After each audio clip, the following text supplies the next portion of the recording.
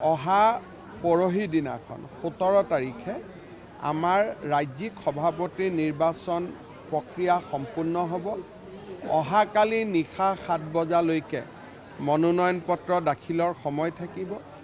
যদি এখন মনোনয়ন পত্ৰ থাকে তেতিয়াহ'লে আমাৰ 17 তাৰিখে 11টা বজাত তেখেতক সভাপতি হিচাপে ঘোষণা কৰা হ'ব, যাৰে নামাঙ্কন পত্ৰ থাকে।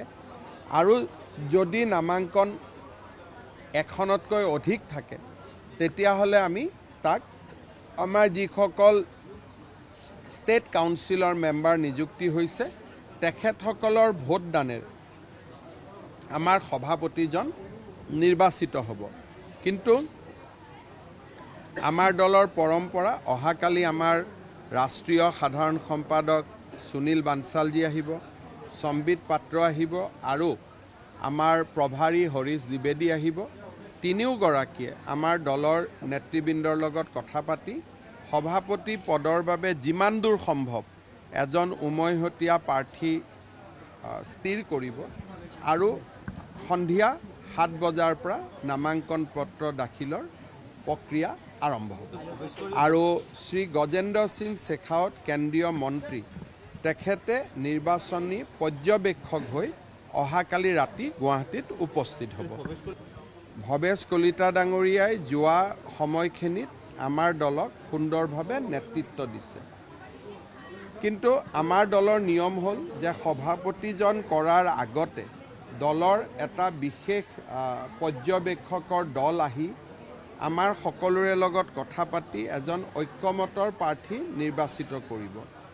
আৰু সেই ঐক্যমতৰ প্ৰাৰ্থীজন কোন হয় আজিয়ে মই ক'ব নোৱাৰোঁ, যিহেতু সেই প্ৰক্ৰিয়াটো অহাকালি হ'ব।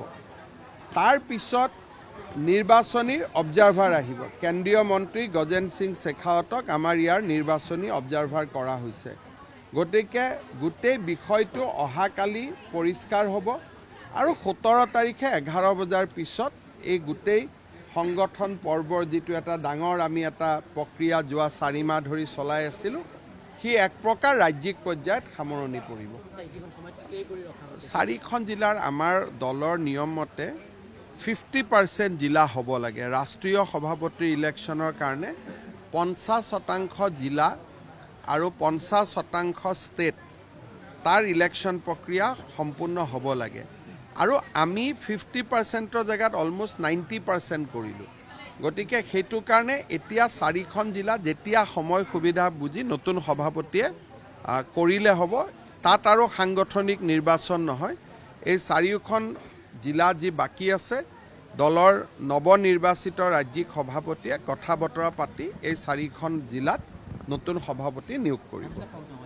নহয়, সেইটো ৰাজ্যিক সভাপতিজন হোৱাৰ পিছত তেওঁ 24 ঘণ্টাটো কৰিব পাৰে, 48 ঘণ্টাটো কৰিব পাৰে, এবছৰো ল'ব পাৰে বা 2 মাহো ল'ব পাৰে। যিহেতু 50% জিলা হৈ গ'ল, এতিয়া এইকেইখন জিলা কৰিবই লাগিব বা নকৰিবই লাগিব বুলি কোনো কথা নাই। ষ্টেট প্ৰেচিডেণ্টৰ ওপৰত ডিপেণ্ড কৰিব।